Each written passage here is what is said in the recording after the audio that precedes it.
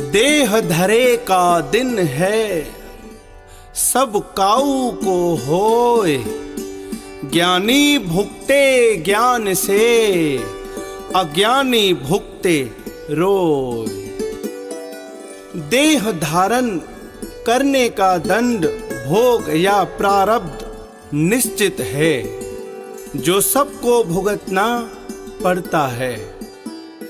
अंतर ये है कि ज्ञानी या समझदार इंसान इस भोग को हंसते हंसते हुए भोगता है, निभाता है और संतुष्ट रहता है, जबकि अज्ञानी दुखी मन से रोते हुए सब कुछ झेलता है।